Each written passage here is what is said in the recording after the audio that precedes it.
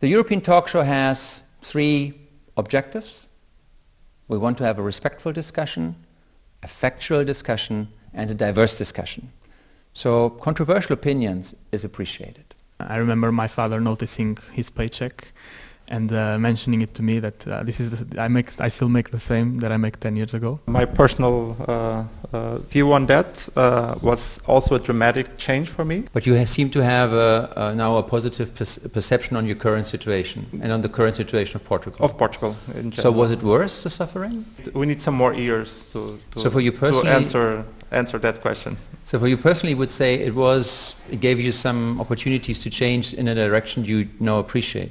Yes. Speaking more on a business macroeconomical level, my answer is a clear no, it was not worth it, and I would like to explain why. There was a crisis, and the crisis was not the Portuguese crisis, it was a world crisis. The United States real estate crisis then had a domino effect onto Europe, into the Euro crisis in 2008, and it hit Portugal particularly hard.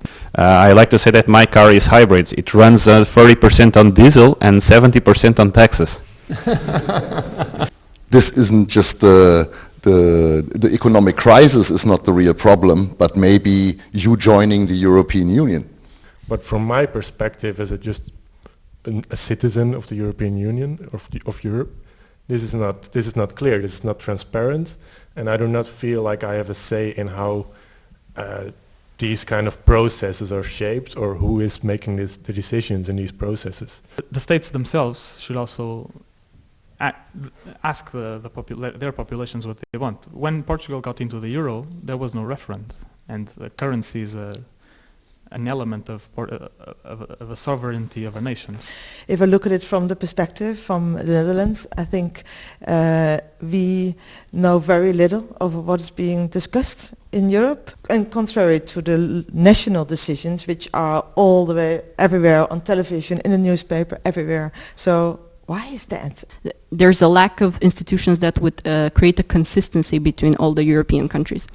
I actually don't think we need more institutions. I think we have already so many institutions, and it's already costing so much, and it makes it even more unclear who's responsible for what. And I was thinking with the media, it's very interesting that we don't have European newspapers, because it's any entrepreneur could actually start a European newspaper. Why don't we have one?